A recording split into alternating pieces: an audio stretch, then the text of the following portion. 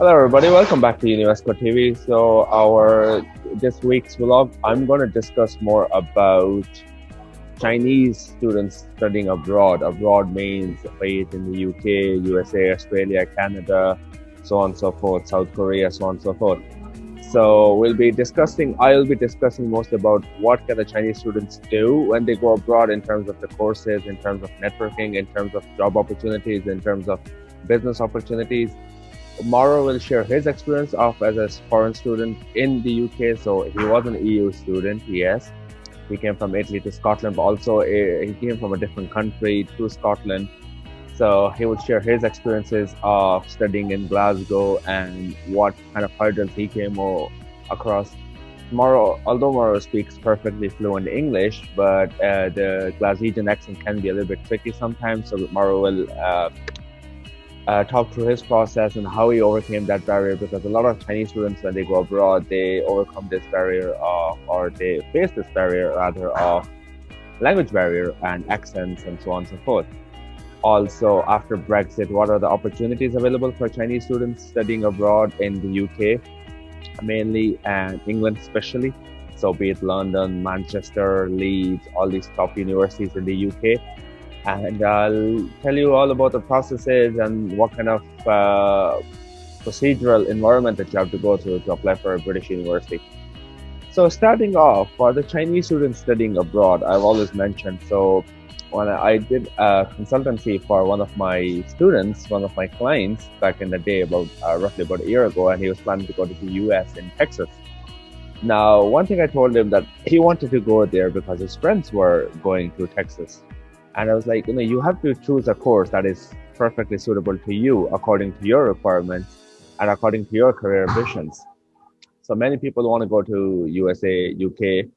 It's perfectly acceptable to go anywhere you want to go, of course, but at the end of the day, you have to choose a course which will be beneficial to you in the long run in terms of your career objectives, in terms of if you want to do a business, so business objective, so on and so forth. For example, a lot of celebrities send their kids to the UK because London is a home away from home.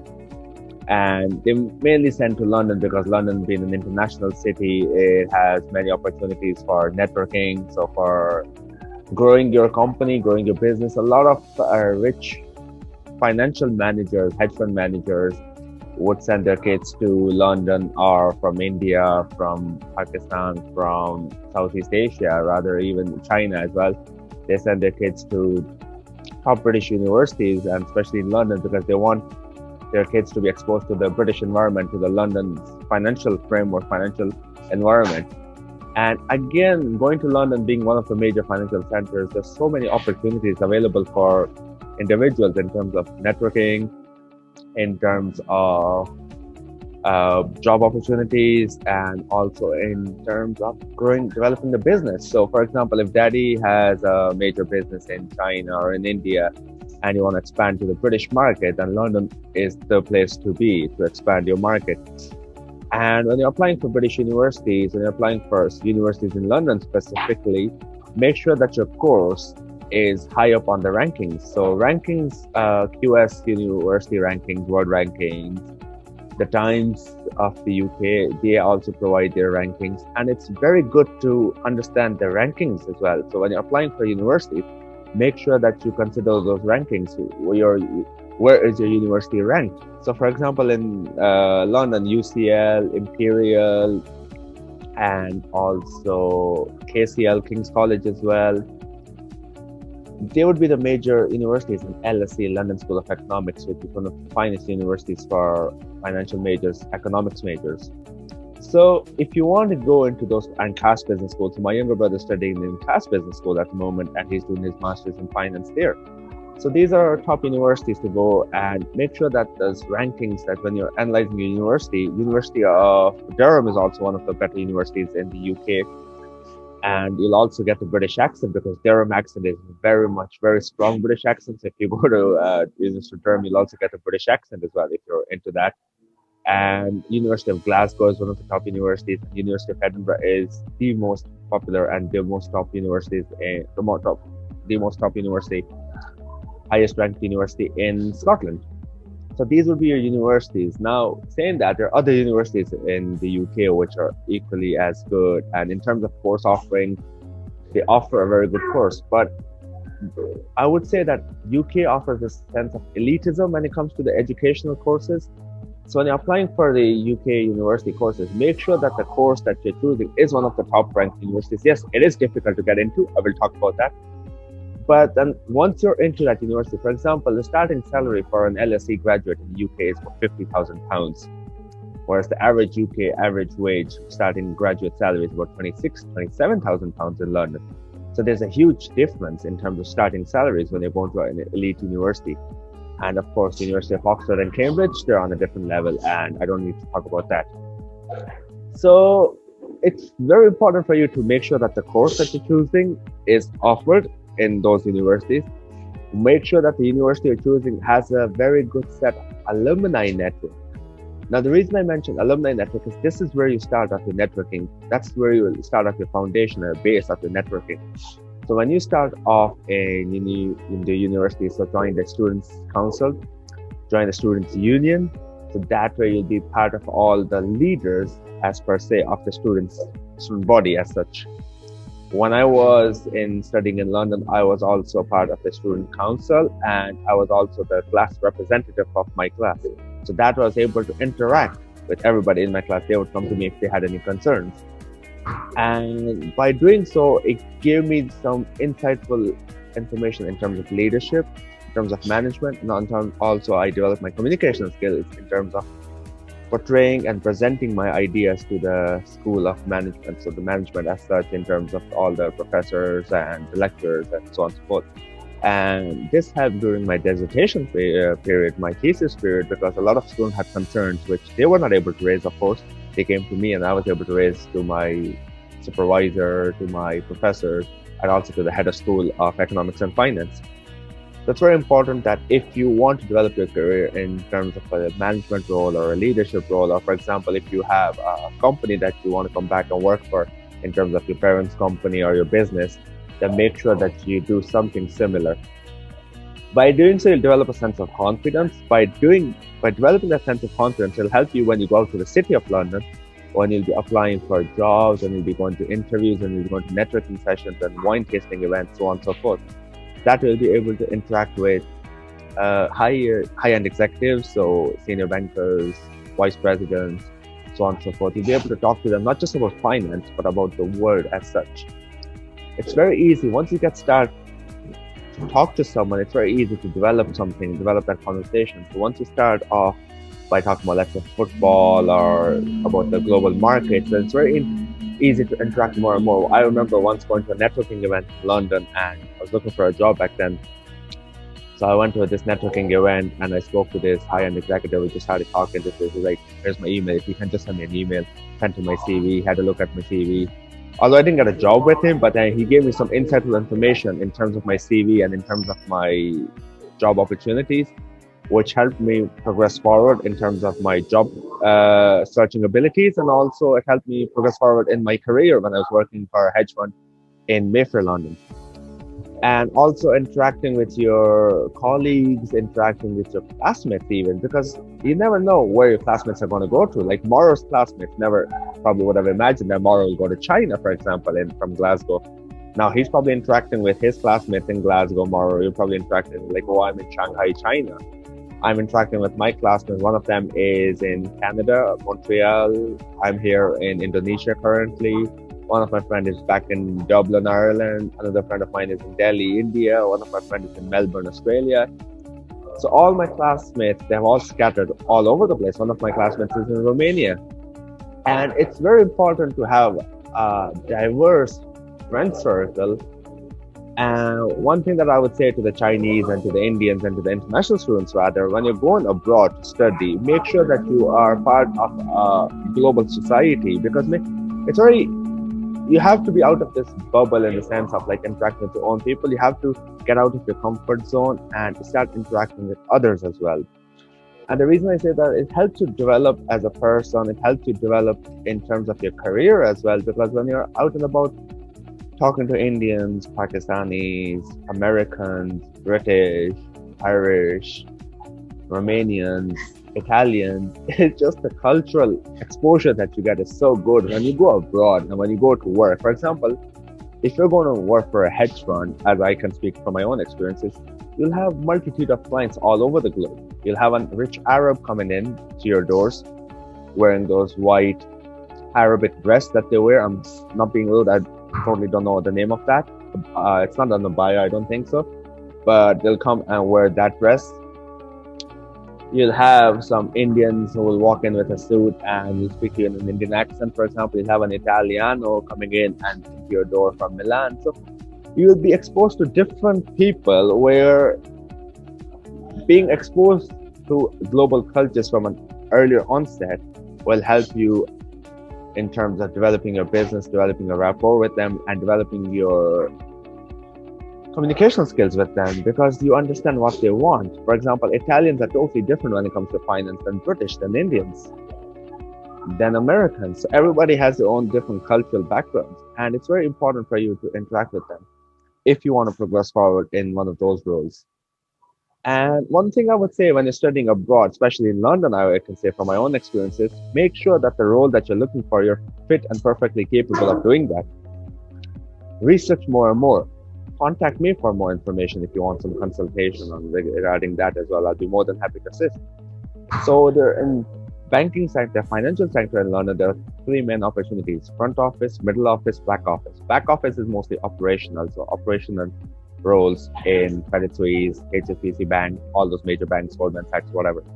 Middle office would be your risk management side, so on and so forth. So you'll be a bit of both, bit of front office, bit of back office. You'll be interacting with both teams. Front office is where M&A, capital markets, debt capital markets, where you'll be interacting with clients front to face to face. So maybe when you're starting off as a graduate job, you won't be interacting with your clients as such from day one as a year one analyst, but as you progress forward, as you get promoted as a senior analyst or a junior associate, you'll be interacting with clients. If you're working for a boutique investment bank or boutique financial firm or like a hedge fund, you'll be exposed to clients from an earlier onset because the team is so small.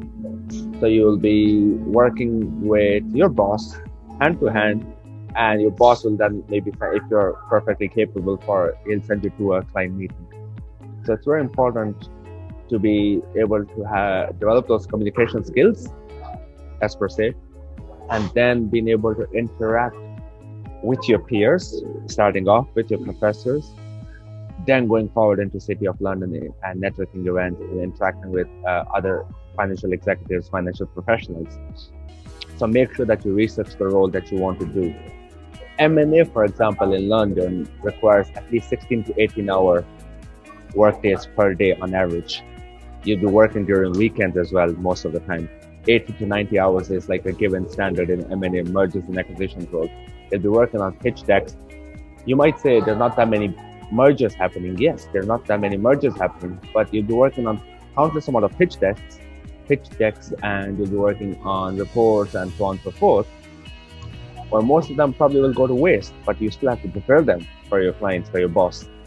So make sure that you have the mental stamina to be able to go forward and work in an M&A role or front office capital markets role, equity capital markets role.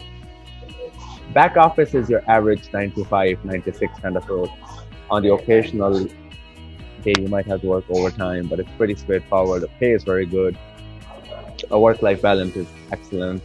And most of the major banks in London offer a lot of incentives and schemes such as cycle to work, and they have a gym, they have showers, they're able to relax and unwind. My cousin works for Credit Suisse and he cycles to work during the summer months. He'll just cycle from home to work, or take a shower there, dress up there and just go to work 9 to 5, 9 to 6. He can also work from home. These days everybody's working from home because of the pandemic. But as we progress forward from the pandemic, and as Goldman Sachs CEO say that he's trying to get most of the staff back to office, so that's a very healthy sign. And even if the staff are vaccinated, I'm looking forward to the day when the world goes back to normal and everybody starts working back in offices, because I personally am not a big believer of working from home. That's my opinion, but of course, whatever suits anybody. We'll be going back to the normal ways of doing business and going back to offices. So major banks in London, they offer a good financial compensation package. They offer a lot of incentives and schemes. The roles are competitive. For example, Barclays, M&A, they received approximately 100,000 applications last year for only 2,000 jobs, if even less. So in terms of the percentage, only 1 or 2% people get in. You get a lot of applications, but it's just the roles are very competitive, and they look for elite universities, elite schools.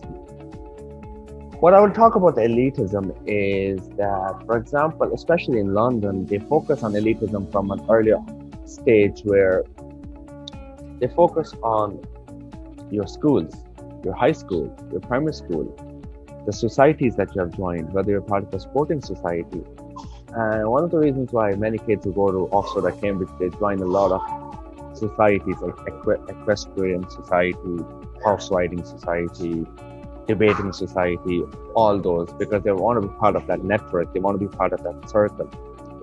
And when I was studying, I was like, why can they not just hire people from the merit perspective? But for banks, it just works for them that they receive the applications in March, April, January, February, March-ish, February, March, for the September roles, for September graduate roles. And that's the way it has been working for them, and they don't want to change that model for them.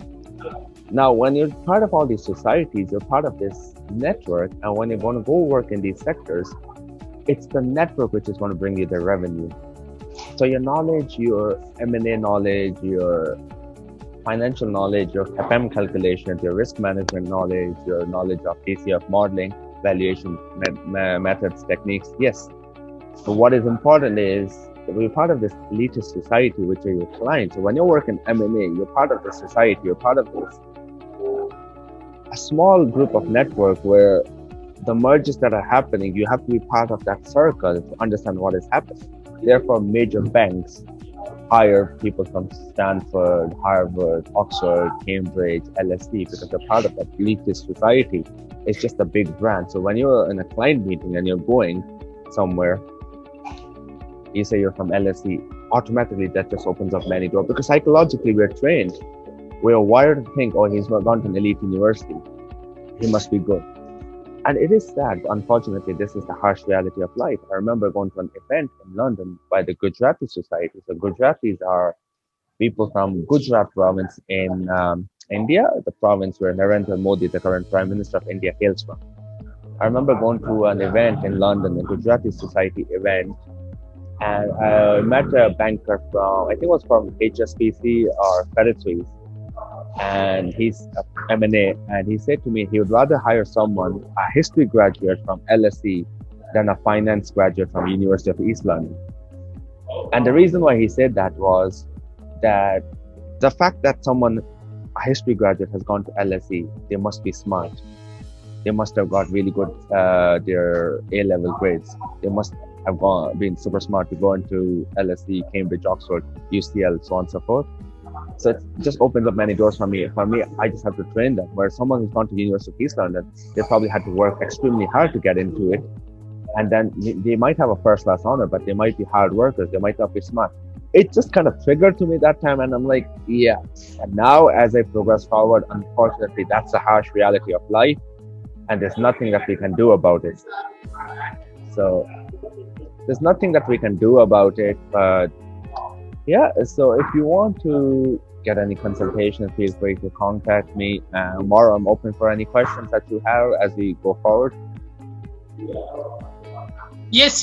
So thank you, for your explanation. Was quite clear, and also reminded me, all the path that I had, coming from Italy to the UK, and then from the UK to China. One thing that I would stress, and I think you would agree with me, always search also for the clubs, the societies of your university, the alumni societies of your universities across the globe, and I think that one can make the difference, especially as at least I'm in China now, as long as we could have events and so on. Many times you have these gatherings for your university or maybe more universities coming together, and you can meet people or even see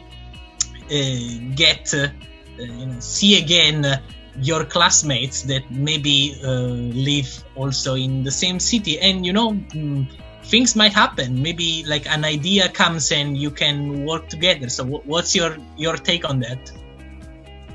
And I'm glad that you mentioned that. As I mentioned earlier as well, that make sure that you're joining those societies, as I say, student council, student union, and also clubs, of course, debating society. And now I understand that when I went to Oxford, I went to Cambridge just to for a visit one day with a friend, and I walked into University of Cambridge just to see the buildings and all and that. So I saw a lot of kids lining up for a boat party, and would you believe, Mauro, for the boat party they were wearing boat shoes, shorts, polo shirts. So it's like they have a uniform dress code. For example, Mauro, if we were going to meet in Shanghai, I'm like, Mauro, let's meet for a drink, let's meet for a coffee in Shanghai. You just come up in whatever clothes you want to come up. If you remember, Mauro, for my birthday as well, like we had that celebration in the Indian restaurant, and we just turned up in whatever clothes.